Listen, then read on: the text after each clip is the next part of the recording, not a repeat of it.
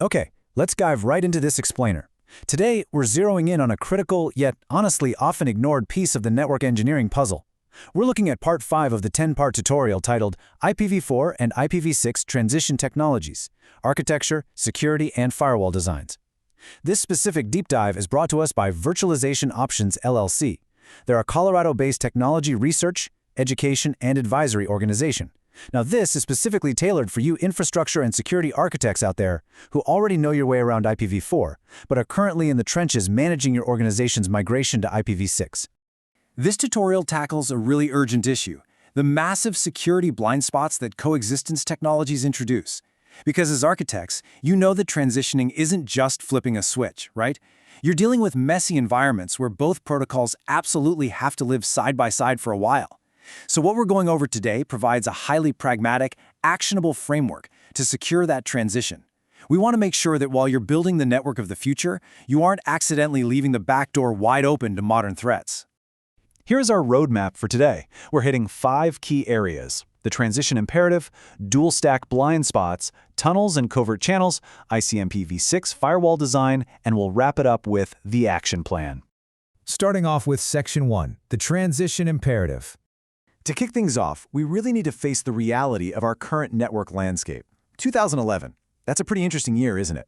That is the exact moment the IANA free pool completely ran dry. It's solid proof that IPv4 exhaustion is a done deal. It's not some theoretical future risk, it's a concluded event. By 2019, all 5 regional internet registries had exhausted their standard allocation pools. Meanwhile, IPv6 adoption has absolutely skyrocketed, with major ISPs running IPv6 primary networks right now. Make no mistake, we are living in a post-IPv4 exhaustion world. But here's the real friction point. We have legacy OT and ICS systems, embedded industrial devices, and these massive enterprise applications with hard-coded IPv4 assumptions. You can't just rapidly replatform all of that overnight. We're stuck. Managing both protocols simultaneously is just an unavoidable operational reality. We are looking at a coexistence period that's going to span decades, not years. Which brings us to Section 2, dual-stack blind spots. So, the most common way to handle this coexistence is dual stack. Basically, this means you're running complete IPv4 and IPv6 stacks simultaneously on every single node. Now, think of this as putting 2 front doors in your house. You can lock that old IPv4 door perfectly, but it doesn't matter even a little bit if that shiny new IPv6 door is left completely wide open. The attacker doesn't care which door they use, as long as they get inside. Now, dual stack is super popular, and for good reason. It perfectly preserves end-to-end semantics, there's zero translation overhead, and honestly, it's pretty simple to deploy incrementally. But the downside, it doubles your IPAM complexity. You have dual addressing on every interface, and your routing table size literally doubles. And the real kicker, it completely fails to solve the underlying problem of IPv4 address exhaustion, because you are still eating up public IPv4 space. And this right here perfectly illustrates the firewall rule gap. This is literally the single most common misconfiguration we see in enterprise environments. Teams will spend hours meticulously writing detailed IP tables rules to lock down their IPv4 interfaces, but then they completely ignore IP6 tables, which, by the way, is an entirely separate rule set. What's the result?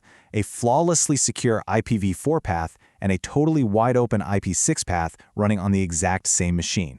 As you can imagine, this creates massive blind spots across your entire security posture. For instance, security scanners are usually only configured against IPv4 address inventories, meaning they completely miss exposed IPv6 services. On top of that, applications can silently bind to the IPv6 wildcard that's represented by the double colon, which means they listen on both protocols and totally bypass your IPv4 controls. Throw in the fact that modern Linux, Windows, and macOS systems have unintended activation, meaning they just enable the IPv6 stack by default out of the box, and you've got a perfect recipe for silent pervasive risk. All right, Section 3, tunnels and covert channels. So what happens when dual stack just isn't an option? Well, networks turn to tunneling. Tunneling is the process of encapsulating one protocol inside the other just across incompatible infrastructure. But here is the core concern for security architects. Tunnels are inherently designed to bypass standard perimeter network controls. That's their whole job. They take a payload your firewall would normally inspect, wrap it up in something totally innocuous, and slide it right on through. Let's look at a really dangerous example, Teredo.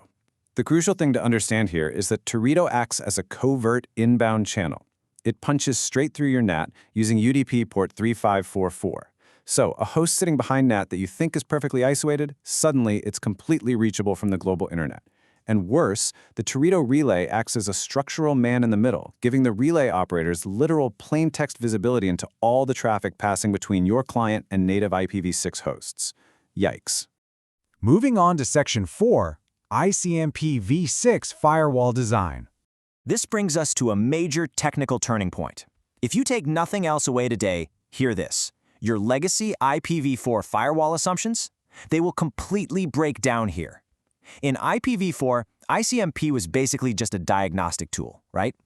But ICMP-v6 is the absolute backbone of local network functions. You simply cannot blindly block it at the perimeter. You have to use surgical precision. You must permit types 133 through 136 for neighbor discovery protocol, otherwise your local subnets won't even be able to resolve addresses. But on the flip side, at routed boundaries, you absolutely must block type 137 to prevent an attacker from executing a next hop redirect. And here is perhaps the biggest pitfall of all. Never, ever block ICMP-v6 Type 2. That's the packet too big message. If you block this, you will trigger catastrophic path MTU discovery black holes. What happens is your TCP sessions will complete their initial handshake just fine, looking totally normal, but the exact moment a large data packet drops below the 1500-byte path MTU, the session just silently fails and times out. You have to unconditionally permit Type 2 at all your firewall tiers. Finally, Section 5, the Action Plan. Okay, let's translate all these scary threats into a real deployable remediation checklist. First, you've got to systematically audit all your hosts for unmanaged IPv6 stacks. Get in there and explicitly configure your vulnerability scanners and your SIEMs to collect and analyze IPv6 flow records. You can't protect what you can't see. Once you finally have that visibility, immediately start disabling deprecated tunnels. Block Protocol 41 at your perimeters, and explicitly block UDP port 3544 to stop Teredo dead in its tracks. Yeah, moving down to Layer 2, you really have to lock down the local network. Make sure you explicitly permit router advertisements and DHCP-v6 messages, but only from authorized uplink ports. By deploying RA Guard and DHCP-v6 Guard, you ensure that some rogue device plugged into a random access port can't just hijack the default gateway or start handing out malicious DNS servers to your clients.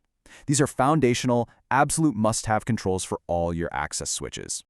So, knowing what we know now, that modern operating systems enable the IPv6 stack by default, and considering the massive firewall rule gaps we just talked about, I'm going to leave you with one very urgent question to take straight back to your architecture teams.